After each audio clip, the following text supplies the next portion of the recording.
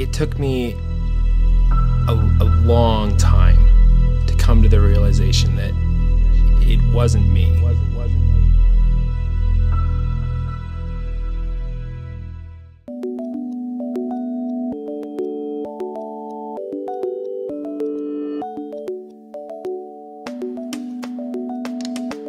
The only way that I could describe it would be control. He has total control. He controls the equipment. He controls where you go. He controls when you go, you know? And you hear about this stuff in this day and age, and it's almost hard to believe it's happening, you know? I'll be in a crowd, in a room, and he'll say hello to everyone except me. He'll even call them by name. You know, for the first few times, you know, I'm a big boy, but when it happens continually, you just feel so less and less. He wouldn't guarantee that he wouldn't attack me if he saw me on the work site. Now, regardless if he wanted to attack me or he would attack me, just by making the statement, the threat was there.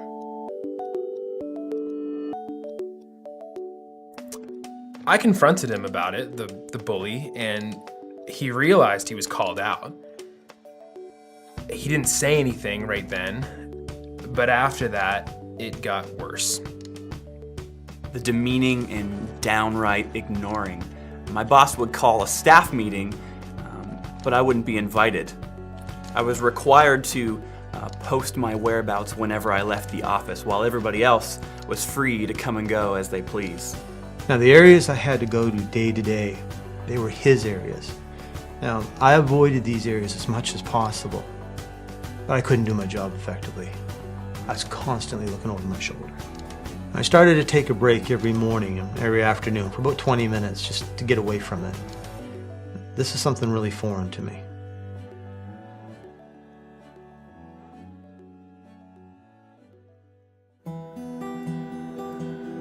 I spent a lot of time in a canoe, actually. My friend, the poor guy, he sat up front and I sat in the back, and I just kind of told him everything. I would go and tell the bosses that were involved what was happening to me, and they didn't do a thing. Management told me that I could work from home. I can't do that.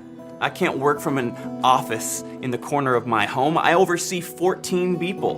Why can't you just deal with the problem? You need to deal with the problem and tell that man to back off. That is the problem. Now, I did my best just to carry on and do my work. But I was just carrying on with this extra burden of always having to keep my head down. So I thought about going to a doctor, and I hate doctors. I mean, I really hate going to the doctors. I said, God, this is bothering me so bad. I got no support from HR. They left me. They did not contact me. I told EFAP my story, and I still couldn't get any support from the company. I felt like they just, abandoned me. I didn't really want to get too far into it with my wife, because I guess I just didn't want to worry her, you know? I was thinking, it'll be all right. I can handle this.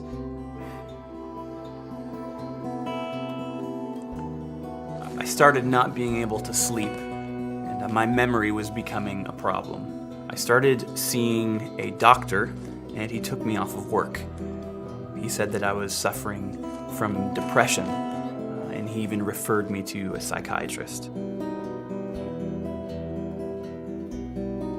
I've got no closure with the whole thing. It was never addressed. The whole thing was just dropped. I feel like I'm being abandoned.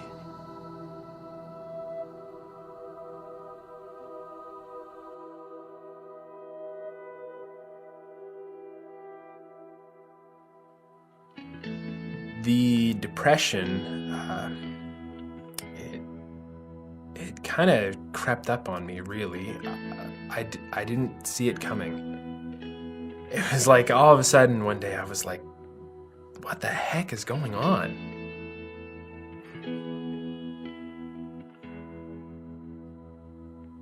I guess it wasn't something I was expecting.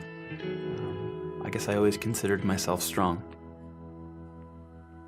It was that morning that I got up, I showered, I shaved, I packed my lunch, and then it started, the shaking, and it just wouldn't stop. So I called my drive, I called work, and told them I wouldn't be coming in, and it was then that I called the doctor. It's like if you subject yourself to loud noises for a long time. It's a cumulative effect. You don't even realize what it's doing until all of a sudden you're deaf. It's the same. You don't realize, you don't notice what's happening until all of a sudden everything just falls to heck. If the abuser is in a sufficient position of power and they're not likely to be removed, well, my big solution was leaving. I mean, it still blows me away what it actually did to me. I mean, there were days that I could not even get out of bed. I absolutely dreaded going to work, but I've got a wife, I've got a kid, I need to work.